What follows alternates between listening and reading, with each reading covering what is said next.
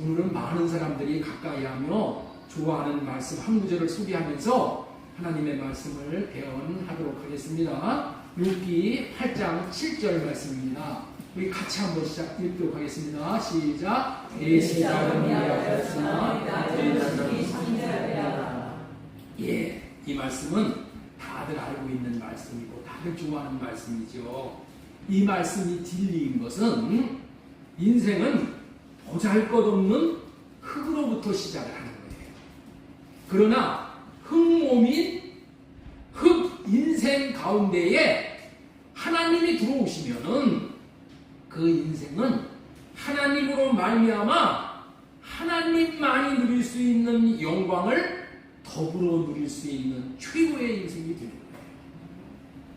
거예요. 여기서 하나님만이 누릴 수 있는 영광을 누린다는 말은 하나님처럼 경배를 받는 그런 인생이 아니야. 우리는 경배의 대상은 아니야.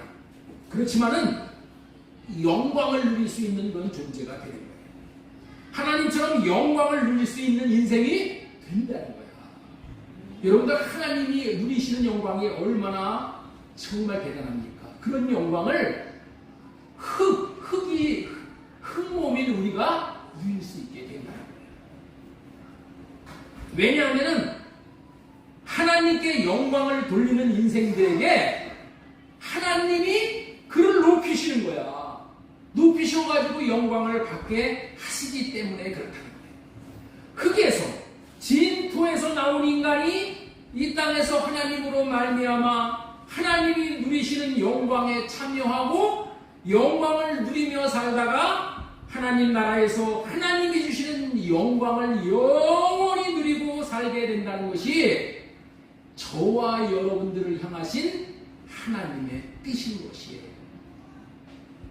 저와 여러분들이 이런 복된 인생이라는 것을 깨달아 아는 사람이라면 무엇이 부족할 게 있겠어요? 완전한 만족이고 완전한 감사뿐이겠지요.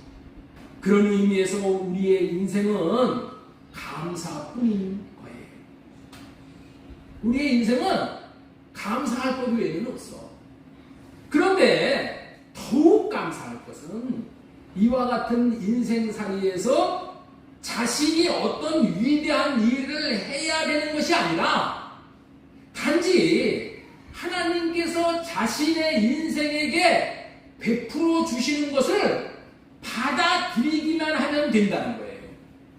다시 말해서 하나님께서 저와 여러분들의 인생에게 하시고자 계획하시는 일을 하시라고 하나님께 하십시오 하고 나 자신을 내어드리기만 하면은 성령 안에서 우리 마음 안에 오신 예수님으로 말미암아 하나님께서 다 해주시는 거예요. 그렇게 해주시는 것이 복음인 거예요. 그런 것을 누리는 것을 복음을 누린다. 그렇게 얘기하는 거예요. 그런데 우리는 육신의 생각이 있어서 하나님을 믿지 못하고 내가 해야 되는 줄 알고 있기 때문에 일이 힘들어집니다. 내가 해야 되려고, 내가 하려고 그러기 때문에 그래서 잘못되어지는 거예요. 그래서 나는 죽고 주님이 내 안에서 일하게 하시도록 해야 하는 거예요. 나의 생각과 마음은 할례받고 주님의 마음을 구해서 주님께서 주시는 마음으로 살아야 한다는 거예요. 그러면은 성령 하나님께서 나타나셔서 영광을 보게 하시고 우리를 영광스러운 존재가 되게 하신다는 거예요. 지난주 설교 제목은 속사람을 능력으로 강건하게 하옵소서라는 이 기도 제목을 우리가 설교 제목으로 택해서 우리가 말씀을 듣게 되었어요. 성령으로 말미암아 속사람을 능력으로 강건하게 해주십시오.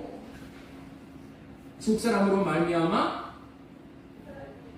속사람이 성령으로 말미암아 강해져야 된다. 강건해져야 된다. 믿음으로 말미암아 그리스도께서 우리 마음에 계시게 해 주시옵소서 이렇게 기도해야 된다.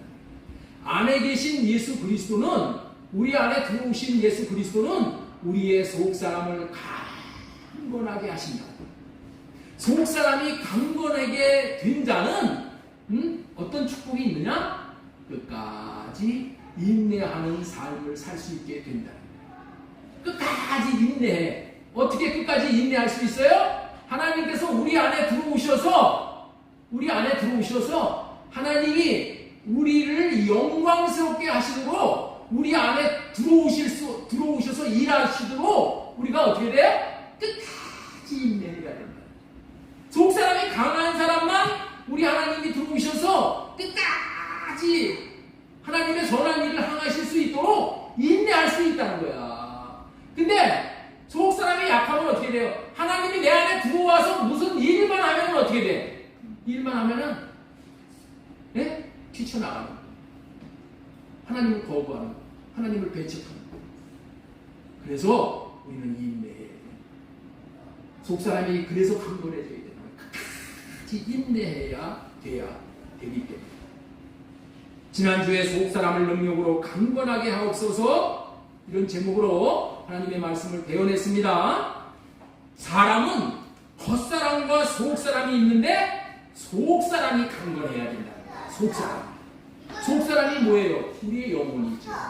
그런데 속사람이 강건해지는 것은 사람의 지혜나 능력으로는 할 수가 없고 오직 성령 하나님이 하시는 일이기 때문에 성령으로 말미암아 속사람을 능력으로 강건하게 해주십시오. 이렇게 기도하는 거예요. 성령님이 하시는 거예요. 성령님. 내가 겉사람은, 내 육신의 사람은 뭐 밥을 잘 먹고 고기를 먹고 뭐 운동을 열심히 하고 그러면 강건해질 수 있어. 그러나 속사람은 그게 안 돼. 그래 기도해야 돼. 성령이 역사하여 육신의 생각을 할례시켜 주시면은 겉사람은 점점 약해지고 결국에는 없어지고 속사람이 강건해지는 거예요. 겉사람인 옛사람이 강한 사람들은 특징이 있어. 자기 육신의 생각이 많아져. 겉사람이 강한 사람은 어떻다고요? 육신의 생각이 많아져. 그래서 그 생각으로 모든 사람을 비판하고 판단하고 정죄를 해요. 육신의 생각이 많은 사람은 말이 많아져. 육신의 생각에 강한 사람의 특징이 뭐라고요? 말이 많아지는 거예요. 생각이 많은 것이 입으로 나오기 때문에 그러는 거예요. 그래서 그러나 입에서 나오는 것은 좋은 평가를 우리 하나님이 해주시질 않아. 자, 어떤 평가를 해나? 야고보서 3장 5절 말씀 한번 우리 보도록 하겠습니다. 이와 같이 혀도 몸의 작은 지체지만 엄청난 일을 할 수 있다고 자랑합니다. 보십시오. 아주 작은 불이 굉장히 큰 숲을 태웁니다. 그런데 혀는 불이요. 혀는 불의 세계입니다. 혀는 우리의 몸의 한 지체이지만 온몸을 더럽히며 인생의 수레바퀴에 불을 지르고 인생의 수레바퀴를 불태워버린다는 거예요. 이 혀가 결국에는 혀도 게헨나의 불에 타버립니다. 게헨나는 여기서 지옥을 얘기하는 거예요. 들짐승과 새와 기는 짐승과 바다의 생물들은 어떤 종류든지 모두 사람이 길들이고 있으며 길들여 놓았습니다. 그러나 사람의 혀는 길들일 수 있는 사람은 아무도 없습니다. 혀는 걷잡을 수 없는 악이며 죽음에 이르게 하는 독으로 가득 차 있습니다. 이토록 혀의 말이 무서운 거예요. 그렇기 때문에 혀를 가진 모든 사람들은 자기의 생각에 안 맞으면은 입으로 많은 사람을 상처를 주는 거예요. 그리고 마음에 못을 박는 말을 서슴지 않고 하는 거예요. 그렇게 사람의 마음에 못을 박아서 사람을 죽여놓고 너 뭐라고 하느냐? 네? 나는 뒤끝이 없어. 이렇게 얘기하고 말합니다. 여러분들 사람은 혀로 말미암아 화살을 맞아서 죽어 나가고 있는데 그렇게 죽여놓고도 자기는 뭐라고 그래? 나는 뒤끝이 없어. 그리고 자기는 태평하게 여기고 살아간다. 그리고 겉사람이 육신이 강한 사람은 수가 틀리면 어떻게 돼요? 주먹이 나가는 거예요. 이런 사람은 육신으로 사는 사람이에요. 그러나 속 사람이 강한 사람은 어떻게 해요? 끝까지 인내하는 사람이에요. 하나님의 말씀을 순종하는 것에 인내라고. 하나님의 말씀을 순종하는데 끝까지 인내. 하나님의 말씀을 한두 번 순종 못하는 사람은 없어. 한두 번 순종을 해. 그러나 끝까지 순종하는 사람은 없어. 이 성령으로 말미암아 속 사람이 강해져야지 끝까지 순종을 하는 거야. 그리고 예수님을 믿는 믿음에 대해서 인내를 하는 거야. 여러분들 믿음을 한두 번 믿지 않는 사람은 없어. 근데 끝까지 예수님을 믿는 사람은 많지 않다는 거야. 끝까지 예수님을 믿는 그 믿음에 인내를 해야 되는 거예요. 인내. 성령의 선물인 사랑도 첫 번째와 마지막이 인내에 대해서 얘기를 하는 거예요. 자, 우리 고린도전서 13장 4절 보겠습니다. 사랑은 오래 참고 시작을 해. 오래 참고가 뭐예요? 인내하는 거예요. 마지막을 보겠습니다. 모든 것을 참으며, 모든 것을 믿으며, 모든 것을 바라며, 모든 것을 견디느니라. 이게 뭐예요? 끝까지 인내한다는 얘기죠. 이렇게 하나님께서 새 언약을 믿는 사람들에게 마음에 들어오셔서 저와 여러분들의 인생의 주님이 하시고 싶은 일을 마음껏 하시라고 자신을 내어드리는 것을 오늘 본문 17절에서는 예수 그리스도가 마음에 계시게 하시옵고 라는 의미로 표현을 합니다. 예수 그리스도가 마음에 계시게 하는 것이 뭐라고요? 예수님이 내 안에 들어오셔서 하시고 싶은 일을 하십시오. 마음껏 하십시오. 그런 의미랍니다. 지난주에도 믿음은 예수 그리스도가 마음에 계시게 하시옵소서라는 말씀을 전해드렸어요. 그렇게 예수 그리스도가 안에 계시면은 우리는 구원을 받은 것이야. 속사람이 강건해지는 것이야. 이런 말씀을 지난주에 전해드렸어요. 오늘은 예수 그리스도가 마음에 계시게 하는 것은 예수 그리스도에게 자신의 마음을 내어드리는 것이고 예수님께 소망을 두어 예수님께 뿌리가 박히는 것이라는 의미를 설명드리고자 하는 거예요. 마음에 계시어 마음을 주시는 주 예수님에게 소망을 두고 살아가는 인생을 예수 그리스도께 뿌리를 박는다라고 하는 거예요. 이런 인생은 소망이 있는 인생인 거예요.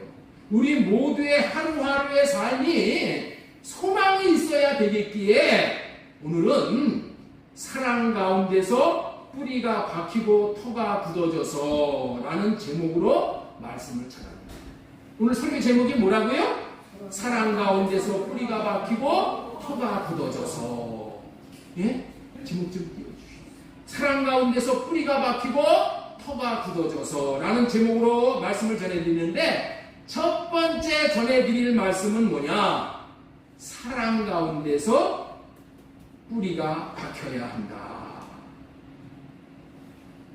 사랑 가운데 뿌리가 박혀야 된다. 우리 한번 따라서 하도록 하겠습니다. 사랑 가운데 뿌리가 박혀야 합니다. 사랑 가운데 뿌리가 박혀야 합니다.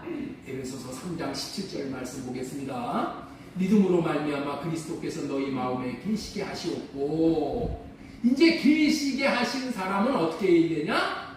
너희가 사랑 가운데서 뿌리가 박히고 터가 굳어져서 어떻게 해야 된다고요?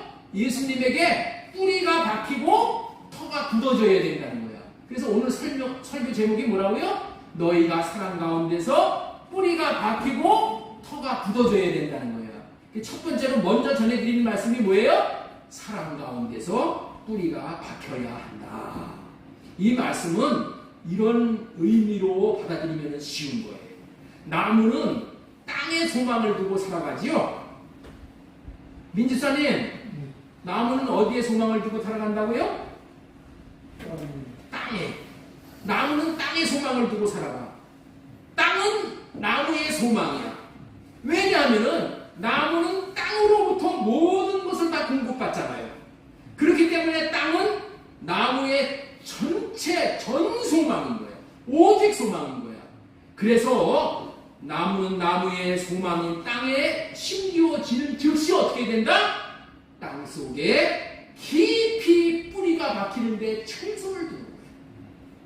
나무는 자기의 소망을 알고 있기에 땅에 뿌리를 박는데 땅에 뿌리가 박히는데 전심전력하는 지혜로운 삶을 살아가는 식물이라는 거예요. 저와 여러분들에게 소망은 누구십니까? 저와 여러분들에게 소망은 누구셔요? 예수 그리스도시죠? 오직 예수 그리스도입니다. 그렇다면 마찬가지 원리로 전심전력하여 예수 그리스도에게 뿌리가 박히는데 최선을 다해야 지혜로운 삶을 사는 것이죠. 사도 바울도 이 원리를 알았기 때문에 일평생 예수 그리스도에게 뿌리가 박히는 삶을 살았어요. 그리고 그렇게 살았더니 자기의 인생이 성공을 한 거예요. 그래서 자기가 사랑하는 예수 그리스도를 믿는 새 언약 백성들에게 예수 그리스도가 너희 마음에 계시게 하시고 계시게 되었다면은 이제는 온 마음 다해 뿌리가 박히게 해달라고 기도를 하고 있는 거예요. 너희가 사랑 가운데서 뿌리가 박히고 터가 굳어져서 라고 기도를 하고 있는 거예요. 사도 바울이 우리를 위해서 이 기도를 한다니까. 이러면 기도를 아는 사람이, 기도의 세계를 아는 사람은 이런 기도를 하는 거야. 이런 기도를. 그렇다면은 먼저 예수 그리스도를 마음에 계시게 하여 뿌리가 박히는 것이 왜 그토록 중요한지 말씀을 잠시 드리도록 하겠습니다. 다 잘 아다시피 나무를 예로 두면은 나무가 땅에 소망을 두고 뿌리가 박히지 못하면은 그 나무는 언제 뽑힐지 몰라. 그렇기 때문에 서둘러서 뿌리가 땅에 박혀야 하는 것이죠. 작은 나무를 심어 놓으면은 15일 날 행사하잖아. 작은 나무를 심어 놓으면은 지나가는 아이들이 장난을 삼아서 그냥 뽑아버리면 어떻게 돼요? 나무는 끝나는 거예요. 그리고 큰 바람 한번 불면은 나무가 뽑히잖아요. 태풍이 지나가면은 나무가 뿌리채 뽑혀 누워있는 나무를 우리가 가끔 보잖아요. 그렇게 나무가 뿌리가 박히지 못하면은 더 이상 나무로서 생명을 유지할 수가 없어요. 그러나 뿌리가 깊이 땅에 박히면은 누가 뽑으려고 해도 뽑을 수 있는 사람이 없는 거예요. 들풀들도 이런 원리를 알고 땅에 뿌리를 박는 거 보면 신기한 거예요.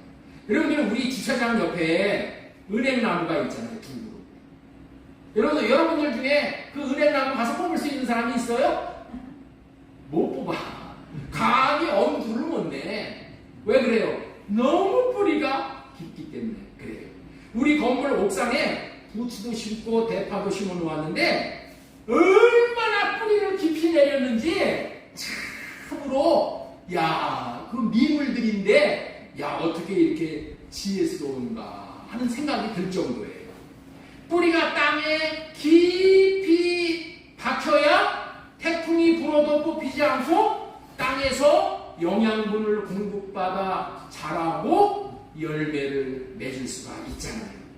여기서 생명이 있는 존재가 살아가는 원리가 뿌리를 박는 것이라는 것을 확실하게 깨달을 수 있게 됐는 줄로 믿습니다.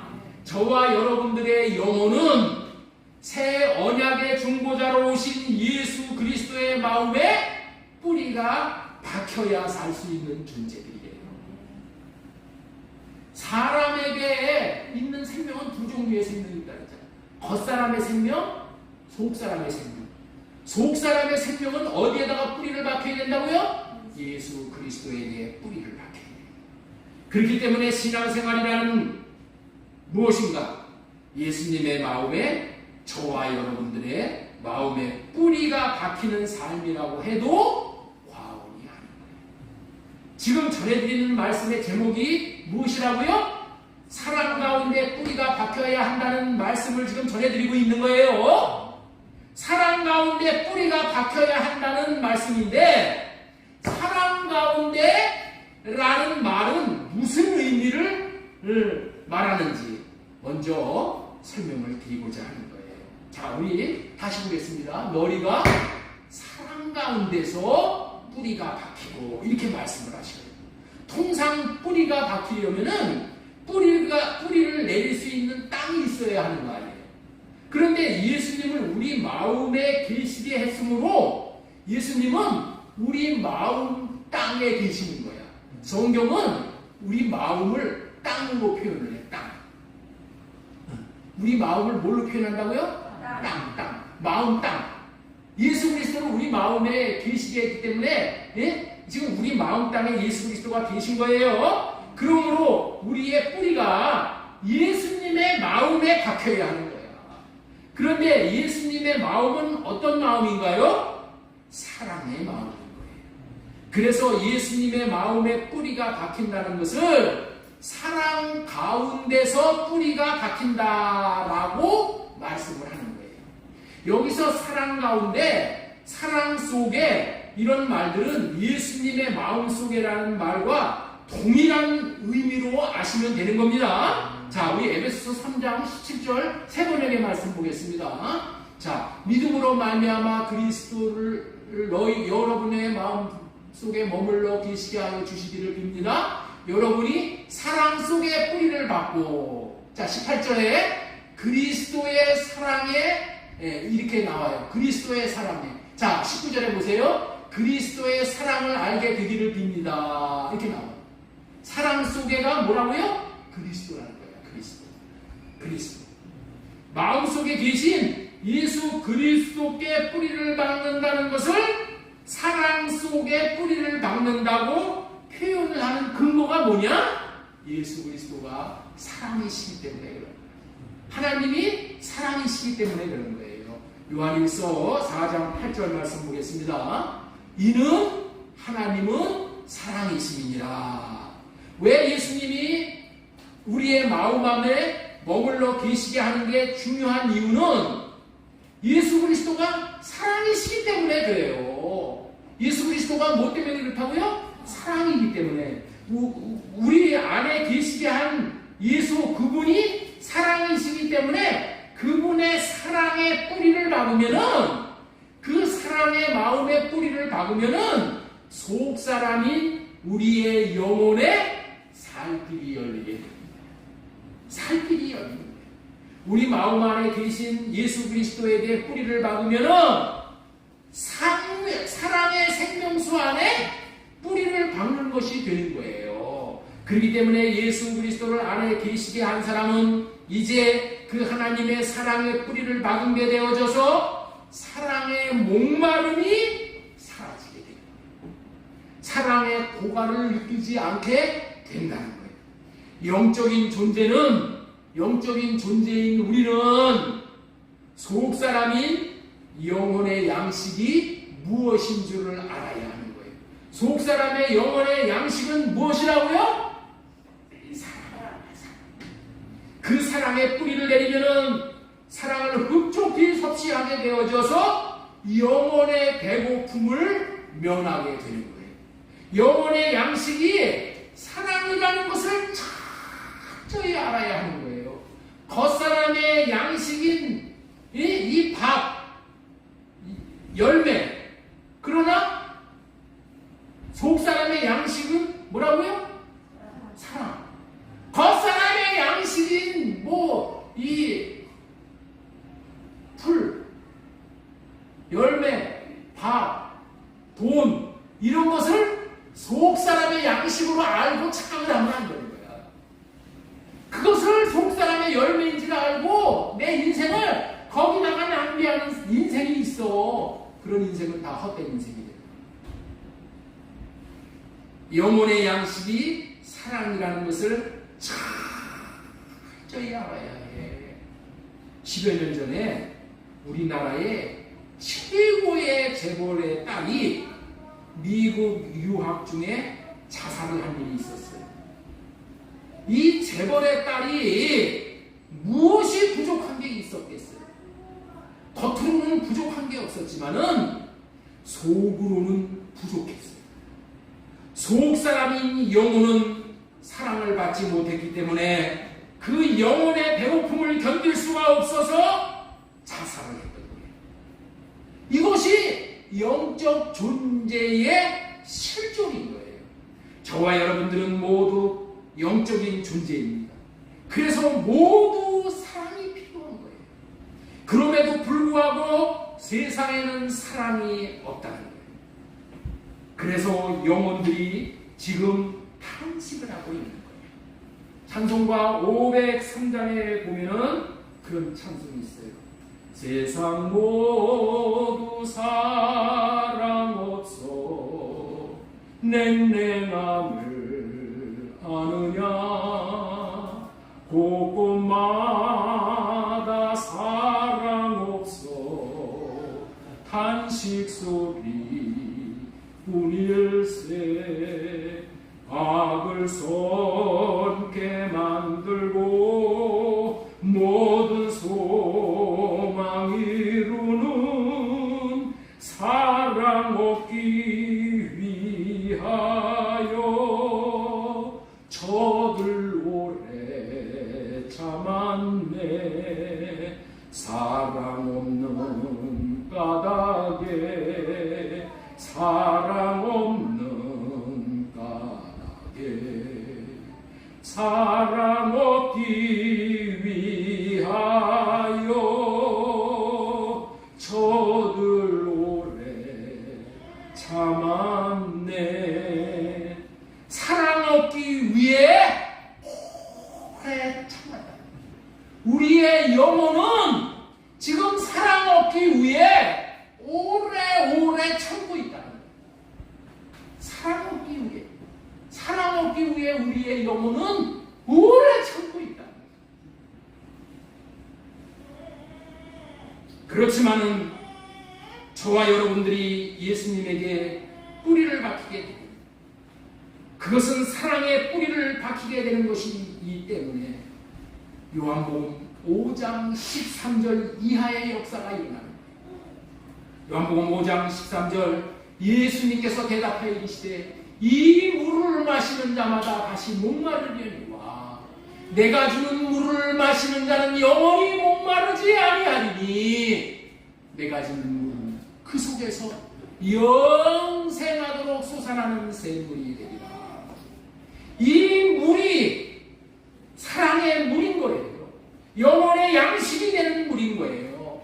이 영원토록 솟아나는 샘물을 받아 먹도록 하시기 위해 예수 그리스도에게 뿌리가 박히라고 오늘 우리에게 말씀하십니다.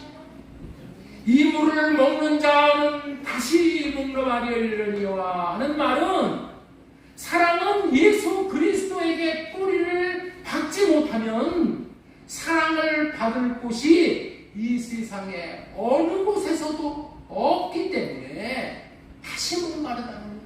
이 물을 마시는 자는 다시 목마르려니와 이 세상에 우리의 목마름을 해결할 그런 물이 없다는 거예요. 육신의 생명을 유지하는 물과 영혼의 생명을 유지하는 물이 다른 거예요. 영혼의 생명을 살리는 물은 오직 예수 그리스도가 주시는 사랑의 물인 거예요.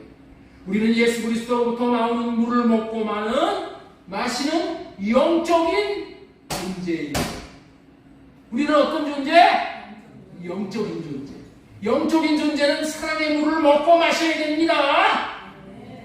하나님은 우리 인생들에게 예수 사랑을 먹이시어서 인생들을 하나님의 형상에 이르러 하나님답게 살도록 하시는 분이시고 그래서 예수 사랑의 뿌리가 박히도록 하십니다. 그곳에서 사랑으로 생명을 풍성히 얻고 영생하도록 얻게 하십니다. 그렇게 함으로 하나님의 사랑을 알고 하나님을 받아들여 하나님으로 충만하게 하시는 분이 하나님이 하시는 일인 거예요. 영적인 존재인 우리 모두는 영의 양식인 사랑을 먹고 사는 거예요. 영적인 존재는 사랑을 먹고 마셔야 영이 사는 거야. 질문하겠습니다. 하나님도 영적인 존재시죠. 그러면 하나님은 무엇을 잡숫고 사시겠습니까? 하나님은 영적인 존재야. 그럼 하나님은 무엇을 잡숫고 사시는 분이시죠? 응? 하나님은 무엇을 잡수고 사시는 분이야? 하나님도 사랑을 잡수셔야 사시는 분이야. 하나님도 영적인 존재이기 때문에 그래. 요한복음 4장 23절 말씀 보겠습니다. 아버지께 참되게 예배하는 자들은 영과 진리로 예배할 때가 오나니 곧 이때라. 아버지께서는 자기에게 이렇게 예배하는 자를 찾으시니 하나님은 영이시니 예배하는 자가 영과 진리로 예배할지니라. 영과 진리로 예배한다는 말은 한마디로 딱 표현하면 예수님의 마음으로 예배하는 자. 육신의 생각은 하려갖고 예수님이 주시는 마음으로 예배하는 자가 영과 진리로 예배하는 자예요. 예수님의 마음은 어떤 마음이에요? 사랑의 마음이야. 사랑의 마음. 그렇기 때문에 하나님은 사랑의 마음으로 예배하는 자들이 드리는 음식인 사랑을 먹고 사시는 거예요. 영적인 존재들인 우리들도 하나님도 다 같이 사랑을 먹고 사는 존재들이 되니까 하나님은 하나님에게 뿌리를 받고 사랑을 받아 먹은 자가 드리는 사랑의 예배, 다시 말해서 사랑의 음식을 잡수시고 사시는 것을 기뻐하시는 분이에요. 하나님이 드리는 예배가 우리가 하나님 앞에 하나님에게 하나님이 잡수시는 영의 양식을 공급해 드리는 것이 되니까 여러분들 사랑의 마음으로 예배를 드리지 않으면 하나님은 오늘 어떻게 돼? 함께 굶으셔야 돼요. 그렇기 때문에 온 마음 다의 사랑으로 드리는 예배가 이토록 중요한 거예요. 무슨 얘기인지 아세요? 여러분들이 예배를 드리지 않아. 근데 예배를 드려도 뭘로 드리지 않아? 예수님의 마음, 사랑의 마음으로 예배를 드리지 않으면은 하나님은 뭐 하시지 뭐라고요? 오늘 굶으신다니까. 여러분들이 하나님 앞에 예배를 드리지 않으면 하나님 굶기시는 분들이 되는 거예요. 이해가 되셔요? 예배가 이토록 중요한 거라니까. 온 마음 다해 드려지는 예배가 이렇게 중요한 거예요.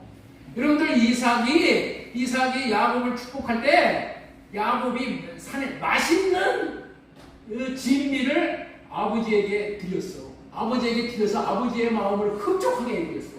그랬더니 이삭이 야곱에게 받을 수 있는 복을 다 쏟아 부어줬어.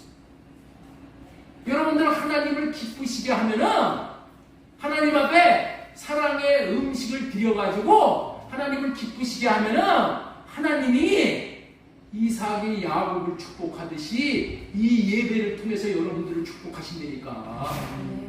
여러분들 이 원리를 알아야지 예배를 제대로 드릴 수가 있는 거예요.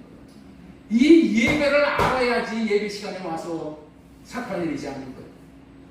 저는 이 예배의 중요성을 일찍 알았어요. 그래서 일평생 예배를 걷는 일이 없었어. 걷는 날. 예? 군대에 가서 군대 때문에 훈련 받는 것 때문에 한 주인가 두 주 걸르고 예배를 걸른 적이 없어. 그러니까 하나님이 저에게 이렇게 복을 많이 주시는 거예요. 예? 이거를 알아야 된다니까. 예배가 뭐라고요? 예배가 하나님에게 양식 공급해 드리는 거예요. 하나님은 사랑으로 드리는 양식만 받으시오. 하나님이 영적인 존재이기에 사랑의 양식을 공급받아야 영이 어떻게 돼? 기뻐하신 거니까. 우리는 영이 살고 우리의 영도 기뻐하는 거예요. 영이신 하나님에게 사랑의 음식을 공급할 수 있는 예배자가 되어야 마땅한 것입니다. 지금까지는 우리가 사랑을 공급받고 사랑을 공급할 수 있어야 하기에 예수님의 사랑의 마음에 뿌리가 박혀야 한다는 말씀을 전해드렸습니다. 우리는 뿌리가 박히지 못하면 사랑을 할 수 없는 존재잖아. 그러니까 뿌리가 박혀서 예수님으로부터 사랑을 공급받아서 그 사랑으로 하나님을 기쁘시게 하는 삶을 사는 거야. 두 번째로 전해드린 말씀은 사랑 가운데 터가 굳어져야 한다라는 말씀을 전해드리겠습니다. 사랑 가운데 터가 굳어져야 한다. 이 말씀은 사랑을 기초로 살아가야 한다. 이 말씀하고 똑같은 말씀이에요. 자, 우리 한번 따라서 한번 하겠습니다. 사랑 가운데 터가 굳어져야 한다. 사랑을 기초로 하여 살아가야 한다. 집을 지을 때는 먼저 터를 잡잖아요. 지토를 잡잖아요. 그리고 그 토에다가 집을 지으려면 어떻게 돼요? 터를 가지기 위한 작업을 해. 땅을 가지기를 할 때 바퀴가 큰 돌이야. 큰 돌인 둥그란 큰 돌인 바퀴를 가지고 이렇게 이 땅을 가지는 거 여러분들 보셨어요? 네? 못 보셨나 보다. 하여튼 다지기가 필요해. 땅을 다져야 돼. 땅을 다져야 돼. 저와 여러분들이 예수님의 사랑의 마음에 뿌리를 박은 후에 할 일은 이제부터는 땅을 굳게 하는 일을 해야 되는 거예요. 비 온 뒤에 땅이 굳는다 이런 말이 있잖아요. 비 온 뒤에 땅이 굳는다. 이 말은 좋은 일, 굳은 일을 당하면은 뭐 싸우고 이런 일을 통해서 더 관계가 좋아진다. 그런 의미로 쓰는 말이지만은 여기서는 예수 그리스도의 사랑의 마음에 뿌리가 박히고 나서 예수 그리스도께서 내려주시는 사랑의 비를 맞고 또 맞으면은 어떻게 돼요? 우리 마음의 터가 굳어져. 사랑의 터가 굳어져야 하는 거예요. 이 말의 의미가 무엇인가 하면은 인생 여정에서 주님과 사랑을 주고받는 삶을 많이 살게 되면은 터가 굳어진다. 주님과 사랑을 주고받는 일을 많이 해요. 예배를 통해서 하나님에게 양식을 드리는 일, 이런 일을 하고 하나님으로부터 내려주시는 복을 많이 받고 이런 사랑의 관계가 이렇게 지속이 되면 어떻게 된다고요? 내 마음에 터가 굳어진다는 거야. 터가 굳어져. 개역 성경에서 터를 굳게 한다는 말을 공동 번역에서는 사랑을 기초로 해서 살아가는 것이라고 번역을 했어요. 이 번역이 아주 잘 됐기 때문에 이 말씀을 오늘 소개해 드리려고 해요. 에베소 3장 17절. 자, 우리 공동 번역 한번 보겠습니다. 저 보세요. 잘 보세요. 그리고 아버지께서 여러분의 믿음을 보시고 그리스도로 하여금 여러분의 마음속에 들어가 사실 수 있게 하여 주시기를 빕니다. 그래서 여러분이 사랑의 뿌리를 받고 사랑을 기초로 하여 살아감으로써 사랑을 기초로 해서 살아간대. 예? 사랑을 기초로 해서 살아가면 어떻게 된다? 17절 우리 하반절 다시 보세요. 사랑을 기초로 해서 살아감으로써 예수님의 사랑을 알게 돼. 자, 사랑을 기초로 해서 살아간다는 말은 예수님의 사랑의 마음을 기초로 해서라는 말이야. 이 말의 의미는 이런 거예요. 오늘 여기에 아주 우리가 포인트를 집중해서 제가 두는 거예요. 잘 들어보셔요. 사랑이신 예수님께 사랑의 마음을 구해서 예수님의 사랑의 마음을 받아서 그 받은 사랑의 마음을 예수님에게 또 이웃에게 흘러보내고 살아가는 것이 기초야. 기초. 이게 기초야. 기초. 이 기초적인 삶을 살아감으로써 예수 그리스도의 사랑을, 인간의 지식을 초월한 사랑을 알게 되기를 바란다는 거예요. 예수 그리스도의 사랑의 뿌리가 박히는 것은 예수님께 사랑의 마음을 구해서 사랑의 마음을 나타내고 사는 삶이 기초가 되는 삶이 되도록 하기 위한 거예요. 자, 다시 한번 정리합니다. 다시 한번 정리하고 그러니까 잘 들어보세요. 사랑을 기초로 해서 살아가는 삶이 무엇인가? 사랑을 기초로 해서 살아가는 삶이 무엇인가? 마음 안에 계신 예수님께 뿌리가 박히면은 예수님의 사랑의 마음을 구할 때마다 예수님의 사랑의 마음을 공급받을 수 있게 되는 거예요. 그 공급받은 마음으로 예수님을 사랑하며 이웃을 사랑하며 사는 삶을 말하는 것이라는 거예요. 이런 삶을 사랑을 기초로 해서 사는 삶이라고 하는 거야. 옆 사람에게 묻고 한번 대답하시기 바랍니다. 옆 사람에게 한 사람이 물어보세요. 사랑을 기초로 해서 살아가는 삶이 무엇입니까? 사랑을 기초로 해서 살아가는 삶이 무엇인지를 그 질문 받은 사람은 사랑을 기초로 해서 사는 삶이 무엇인지 대답을 해주셔야지. 네? 아니, 물었으면 대답을 해주셔야지. 여러분들이 대답을 못 해주실 것을 제가 미리 이렇게 알고 주보에다가 올려놨어요. 예? 주보에다가. 착하지요? 이 주보가 이게 수정한 걸로 해서 나오질 않았네. 수정한 내용이 나오질 않았어. 자, 사랑을 기초로 해서 살아가는 삶, 이것이 뭐냐? 다시 한번 말씀을 드리겠습니다. 사랑을 기초로 해서 살아가는 삶이 무엇이냐?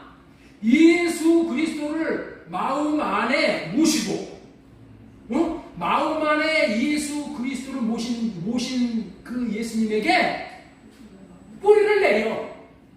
뿌리를 내리면 어떻게 되냐? 뿌리를 내리면은 필요할 때 구하는 거예요. 예수님의 마음을 주세요. 예수님의 사랑의 마음을 내게 주세요. 그러면은 그 사랑의 마음을 내가 받아서 그 마음으로 하나님을 사랑하고 이웃을 사랑하는 삶을 사는 거야. 이것이 뭐라고요? 이것이 사랑을 기초로 하여서 사는 삶이야. 우리의 삶은 사랑을 기초로 해서 사는 삶이 되어야 된다는 거예요. 다시 한번 말씀을 드립니다. 사랑을 기초로 해서 살아가는 삶이 무엇이라고요? 마음 안에 계신 예수님에게 뿌리가 박히면은 예수님의 사랑의 마음을 구할 때마다, 예수님께 사랑의 마음을 구할 때마다 예수님의 사랑의 마음을 우리에게 예수님이 공급을 해주셔. 그러면 우리에게 공급해 주신 그 사랑의 마음을 가지고 하나님을 사랑하고 이웃을 사랑하는 거야. 내가 사랑하는 것이 아니고 주님이 주시는 마음으로 내가 사랑합니다. 이 세상의 모든 기초는 영원하지 않아요. 그러나 예수님의 사랑의 마음을 기초로 삼으면 그 터가 굳은 터가 되어서 무너지지가 않아요. 예수님의 사랑의 마음은 영원한 반석이 되어져서 무너지는 일이 없어요. 이 말의 의미는 평소에 예수님에게 사랑을 위해서 그 사랑으로 예수님을 사랑하는 삶을 살았던 사람은 환경 가운데서 때로는 절망, 낙심, 좌절하는 일이 안 생길 수가 없어. 예수님을 믿는 사람도 병 걸려, 암 걸리고, 핏줄이 터져가지고, 죽을 수 있어. 다 똑같아. 육신은 똑같아. 그런데 사랑을 기초로 해서 살던 사람은 어떻게 돼요? 이런 환경 가운데서도 회복이 가능하다. 회복이 빠르다.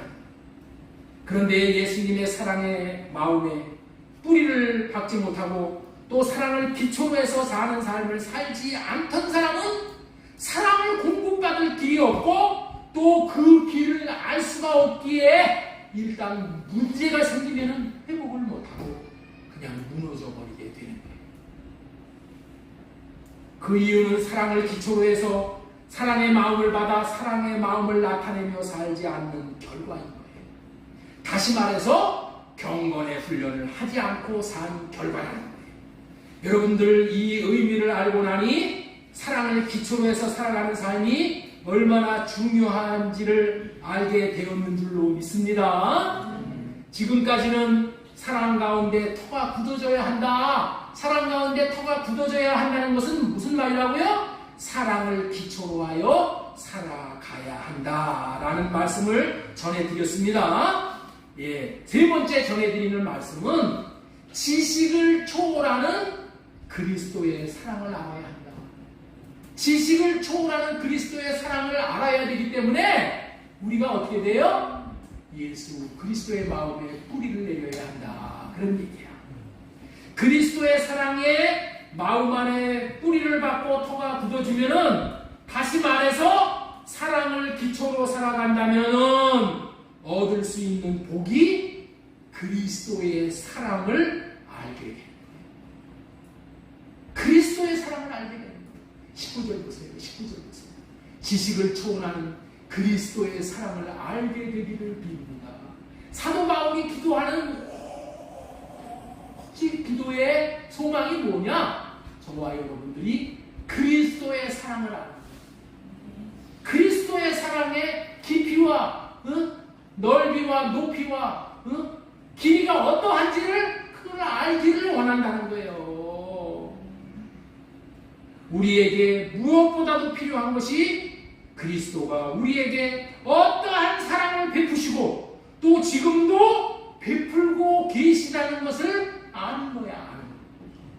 먹어봐야 맛을 안다고 하는 말이 있잖아요. 오늘날 그리스도께서 우리에게 베풀어 주신 사랑에 대해서 지식적으로 많이 듣고 지식적으로는 많이 알고 있어요. 그러나 그렇게 한다고 해서 그리스도의 사랑을 알 수 있는 것이 아닙니다. 사랑은 지식으로 배우는 것이 아니라 맛보아 아는 거예요. 여러분들이 엄마의 사랑에 대해서 지식적으로 배워서 아는 게 아니잖아요. 평생을 통해서 맛보아서 아는 거잖아요. 우리 모두는 그 맛을 보았기 때문에 평생을 그 엄마의 사랑을 잊지 못하잖아요. 어렸을 때는 엄마의 사랑을 오해해서 엄마의 속을 썩인다 하지만 성인이 되어서 그리고 돌아가신 후에 그 사랑을 알게 되어 생전에 잘해드리지 못한 것에 대해서 후회를 많이 하지만은 후회받게 되잖아요. 그렇듯이 사랑은 맛보아야 아는 것이 사랑이다.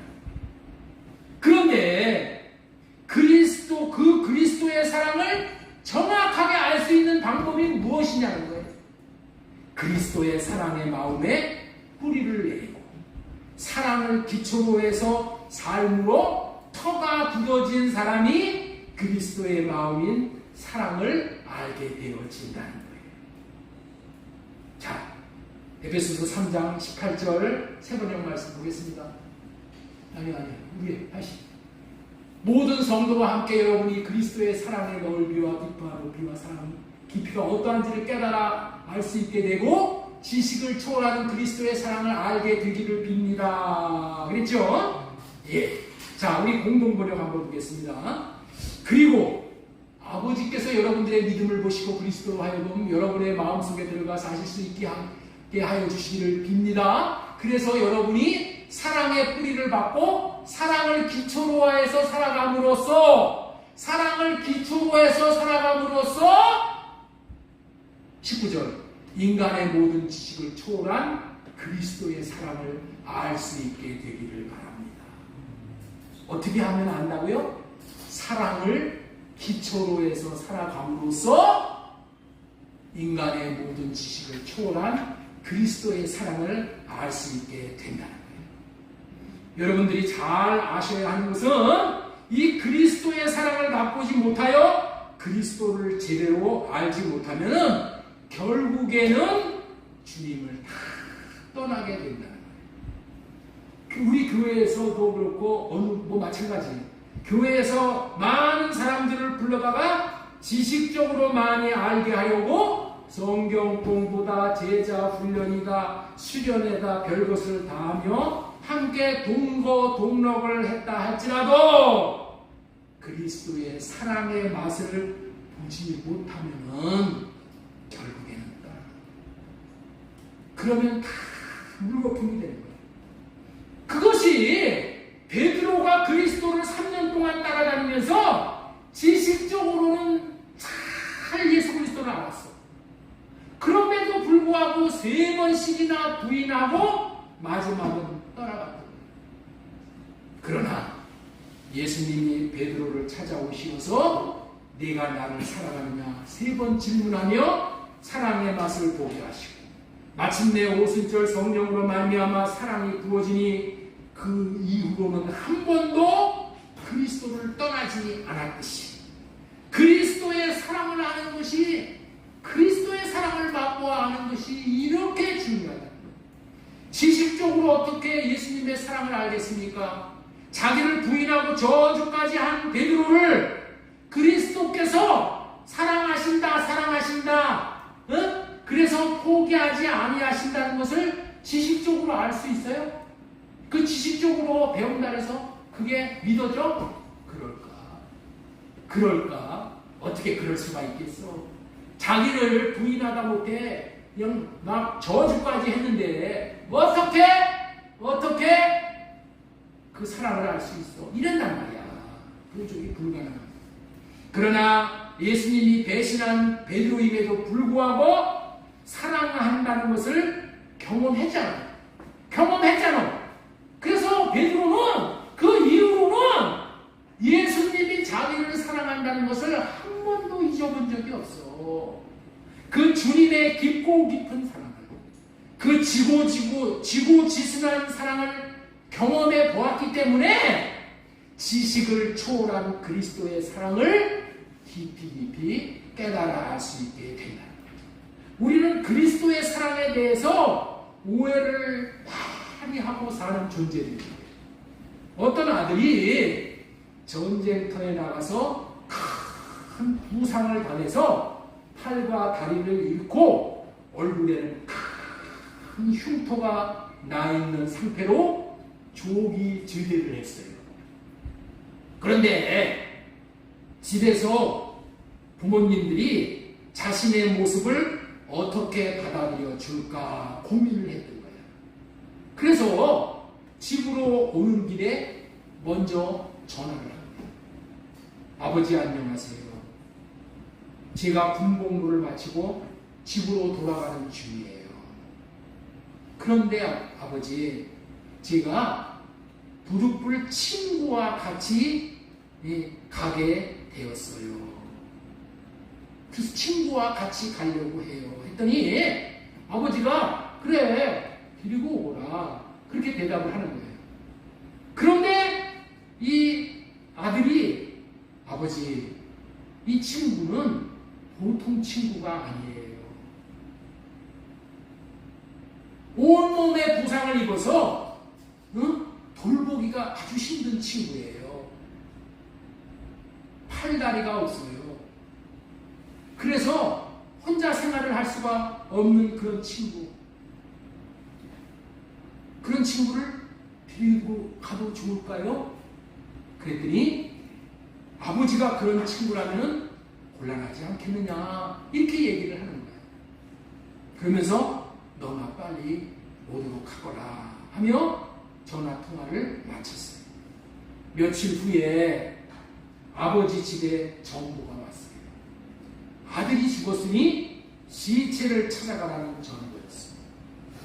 아들은 자기가 그런 모습이지만은 아버지, 어머니, 형제들이 자기의 모습을 어떻게 생각할 것인지를 알고 싶었던 거예요.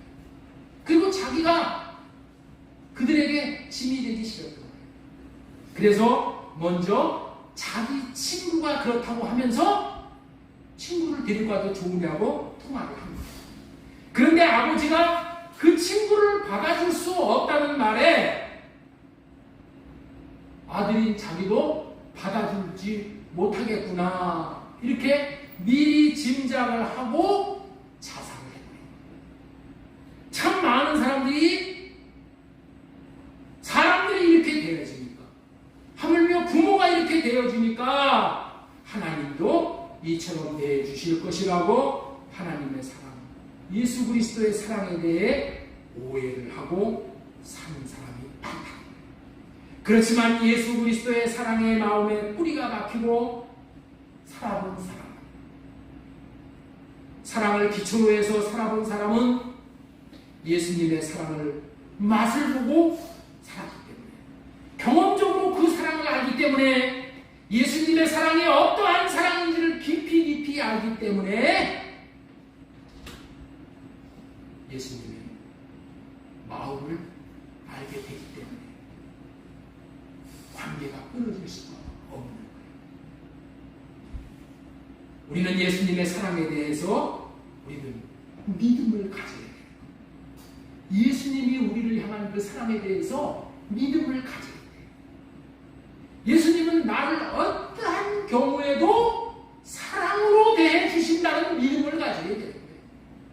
내가 죽을 죄를 지었다 하더라도, 내가 어떠한 실패를 했다 하더라도 주님께서 사랑으로 나를 대해 주실 것이라는 믿음을 가지고 있다면 주님 앞에 나와서 회개할 수 있고 할례를 구할 때에 주님은 나를 여전히 긍휼히 여기시고 받아주시고 용납해 주시는 하나님이라는 것이에요.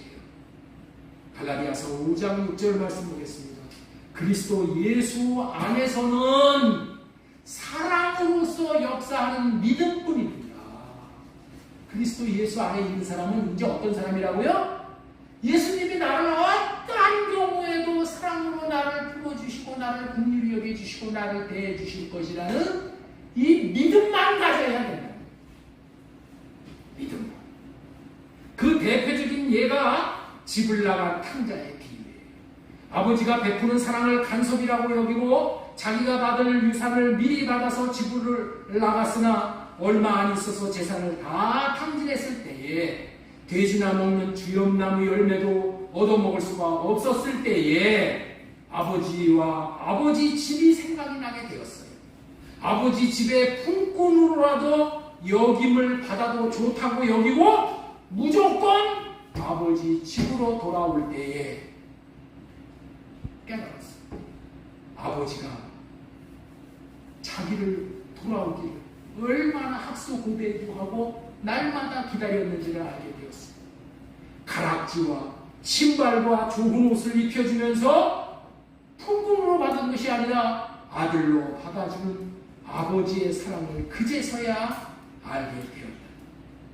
지식적으로는, 상식적으로는 아버지가 받아주실 것이라는 것은 생각도 못한 일이 벌어진 거예요. 그러나 하나님의 사랑은 지식으로는 알 수가 없는 거예요. 하나님의 사랑이 어떠한 사랑을 베푸시는 것인지를 경험적으로 맛보아야 그 사랑을 알게 돼요.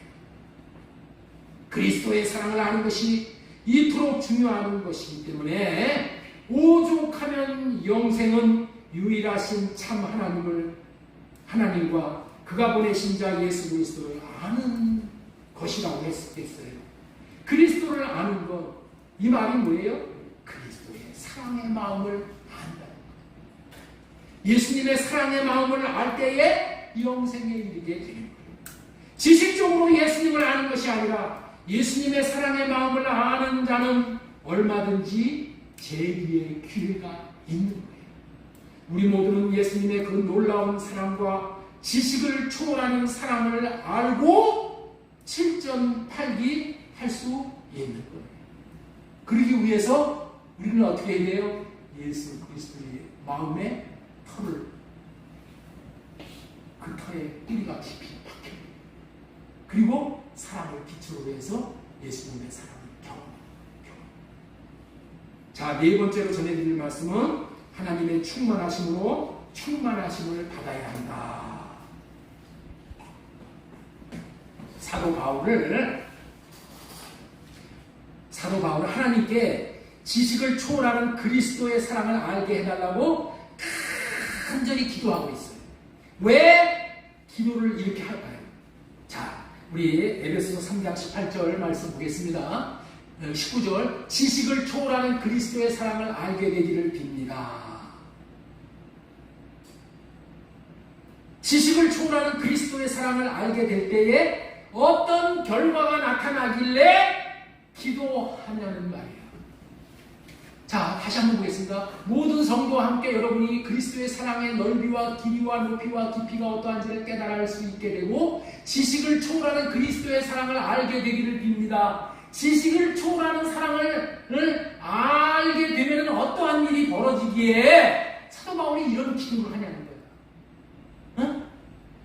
이 기도가 최고의 기도인데 왜 이런 기도를 하냐는 거예요. 자, 우리 지식을 초월하는 사랑을 알게 될 때에, 알게 될 때에 어떤 일이 벌어지느냐? 저와 여러분들이 완성이 된다. 하나님의 계획이 완전히 이루어지게 된다. 자, 우리 공동 번역 다시 보겠습니다. 모든 성도들과 함께 하나님의 신비가 얼마나 넓고 깊은지를 깨달아 알고 인간의 모든 지식을 초월한 그리스도의 사랑을 알 수 있게 되기를 바랍니다. 이렇게 해서 이렇게 해서가 뭐예요? 그리스도의 사랑을 알 수 있게 되어짐으로 말미암아. 이런 뜻이죠.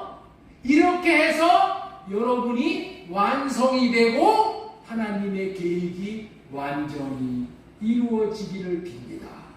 인간의 지식을 초월한 그리스도의 사랑을 알게 되는 것이 저와 여러분들이 완성품이 되는 것이래. 예? 인간의 지식을 초월하는 그리스도의 사랑을 아는 것이 뭐가 되는 것이라고요? 저와 여러분들이 완성품이 되는 것이래. 이 땅에 태어나 미완성품으로 끝나는 인생이 있고 완성품으로 끝나는 인생이 있잖아요. 그것을 가르는 잣대가 뭐라고요? 그리스도의 사랑이 어떠하심을 아는 것이에요. 하나님은 그리스도의 사랑의 마음을 아는 것으로 인생이 미완성인지 완성인지를 정하신다. 얼마나 놀라운 일이에요. 모두들 따라서 한번 해주시기 바랍니다. 하나님은 그리스도의 사랑의 마음을 아는 것으로 인생이 미완성인지 완성인지를 정하십니다. 그리스도의 사랑을 아는 것이 이렇게 중요하다는 거예요. 이렇게 중요한 거예요. 그리스도의 사랑의 마음을 알고 완성품으로 살아가는 인생에게 주시는 상급이 있어. 예? 뭐가 있다고요? 상급. 그리스도의 사랑의 마음을 알고 완성품으로 살아가는 사람에게 주는 상급이 있다니까. 이 상급의 내용이 두 가지야. 이 두 가지를 여러분들에게 오늘 알려드리는 거예요. 오늘 예배에 참석하신 분들은 아주 수지 맞는 거예요. 오늘 하문영 집사님은 이게 참 하나님이 사랑하시는 아들이라는 것을 우리가 알 수가 있어. 이런 결정적인 순간에 이렇게 오시잖아요. 우리는 참. 자, 첫 번째 뭐냐? 하나님의 충만한 것으로 충만하게 채우신다. 네? 하나님의 사랑의 마음을 아는 사람에게 하나님이 뭐 한다고요? 하나님의 충만한 것으로 충만하게 채워주시고, 하나님이 얼마나 충만하신 분이야. 그 충만하신 분이 충만하게 채워지면은 여러분들 우리가 어떻게 되겠어요? 자, 우리 3장 18절 보겠습니다. 능히 모든 성도와 함께 지식에 넘치는 그리스도의 사랑을 알고 그 넓이와 깊이와 높이와 길이가 어떠함을 깨달아 하나님의 모든 충만한 것으로 너희에게 충만하게 하시기를 구하노라. 이렇게 말씀하시잖아요. 자, 두 번째 어떻게 또 하나님이 상급을 주시냐? 기도에서 구하는 것과 생각만 하는 모든 것들도 넘치도록 해주셔. 기도하는 것을 다 주셔. 그리고 생각만 해도 하나님께서 넘치도록 부어주시냐.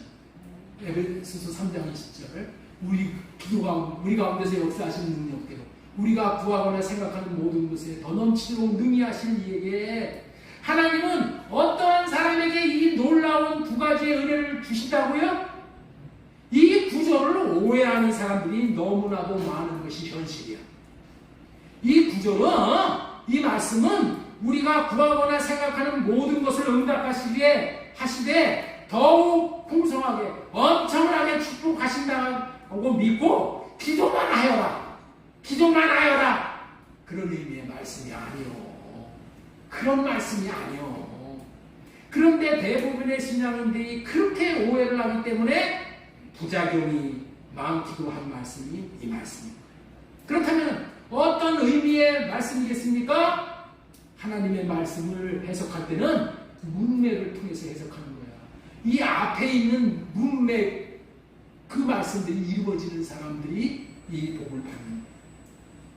그리스도의 마음인 사랑 가운데서 뿌리가 박히고 터가 굳어져서 그리스도의 사랑의 마음을 아는 자에게, 그리고 그 사랑을 기초해서 사는 자에게, 주님의 사랑의 마음을 받아서 주님의 사랑의 마음을 나타내는 자에게 방금 전에 말씀드렸던 두 가지의 복을 주시는 분이심을 사도 바울이 계시를 통해서 알았어요.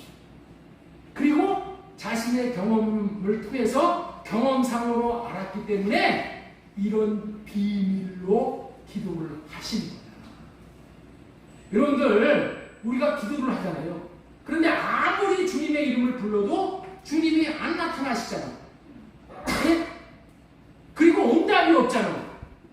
그런 이유는 이 구절을 오해하고 무조건 자기 정욕대로 기도했기 때문인 거예요.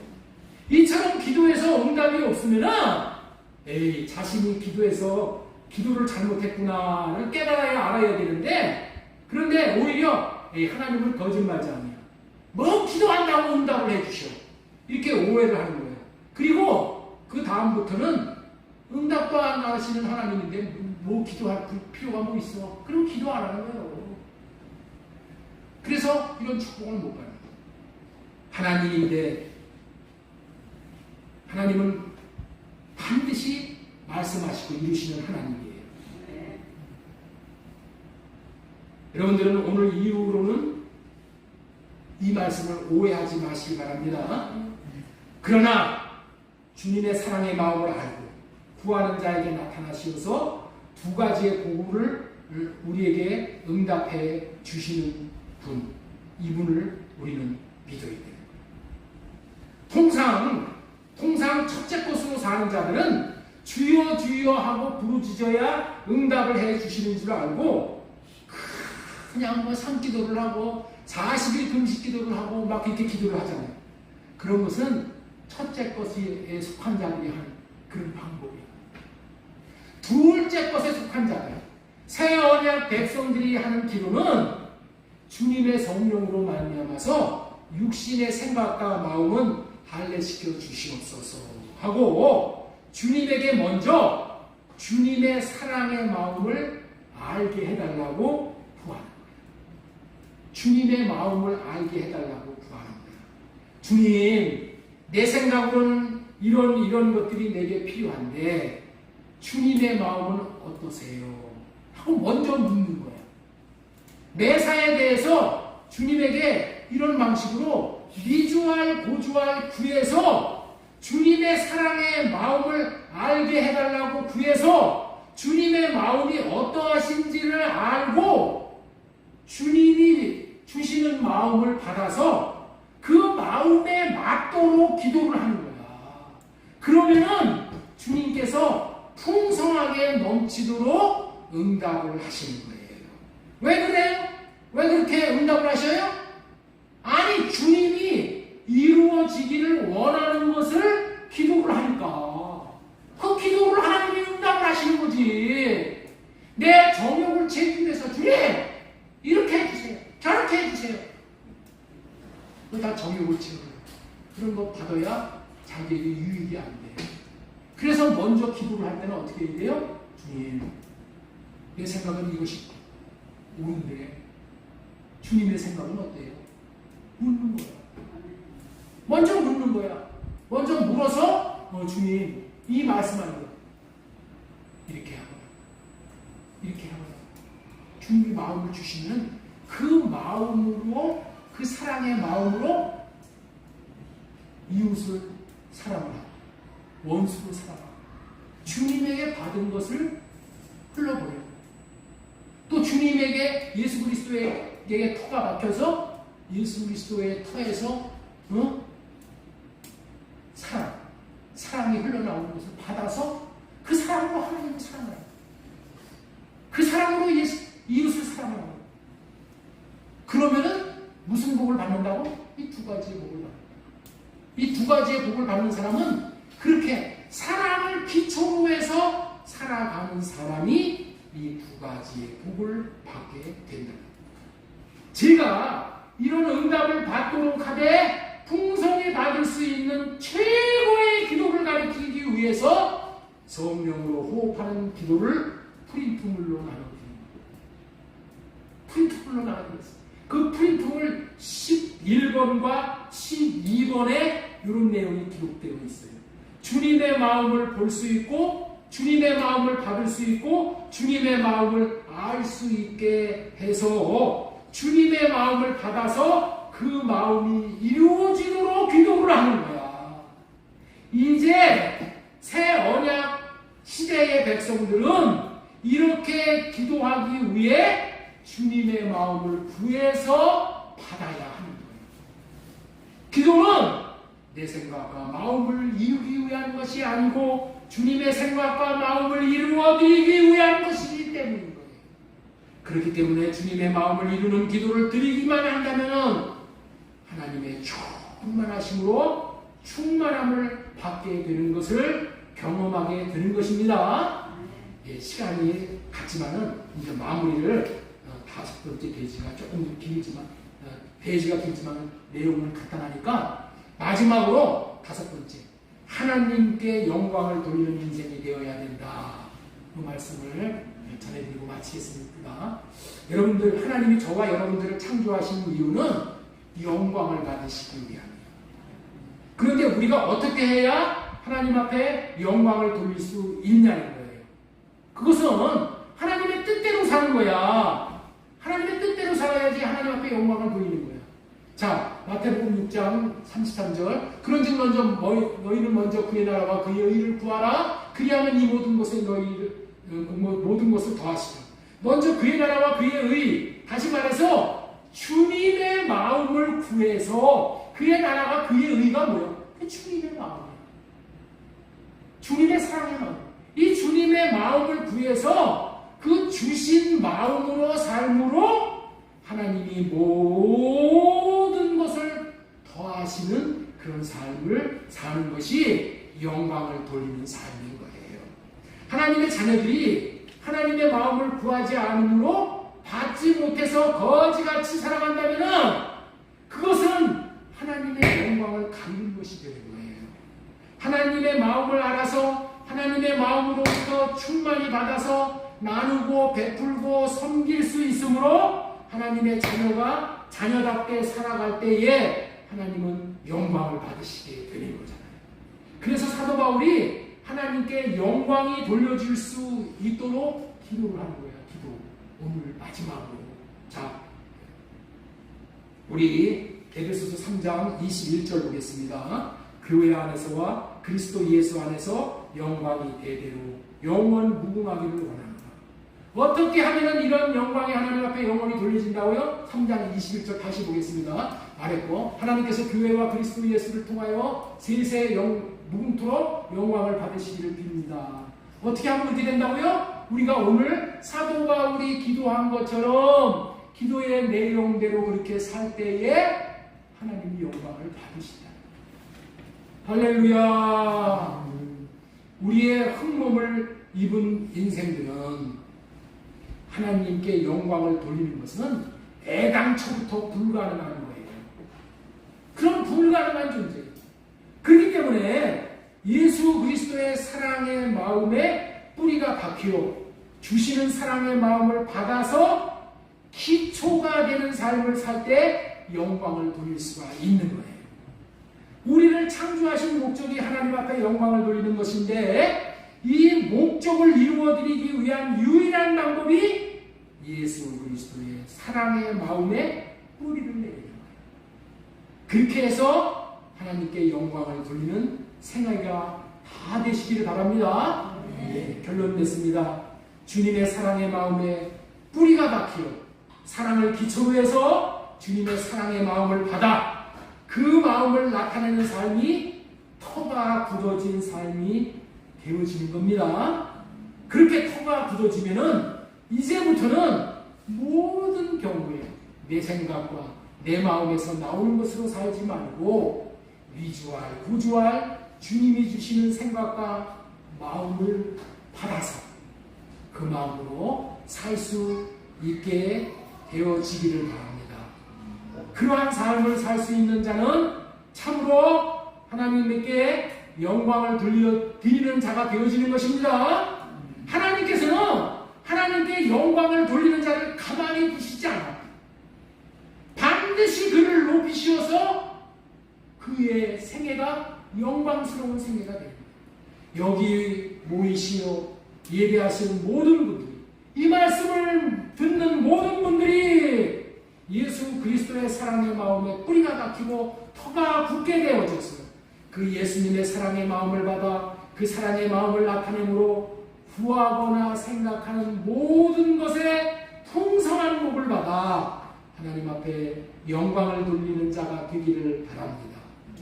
그렇게 오직 하나님 앞에 영광을 돌리는 자를 하나님께서는 반드시 기억하시고 영광스럽게 하는 분이십니다. 그 하나님으로 말미암아 하늘의 별과 같이 궁창의 빛과 같이 빛나는 영광을 받고 누리시는 생애가 되시기를 예수님의 이름으로 소망을 드리고 축복합니다.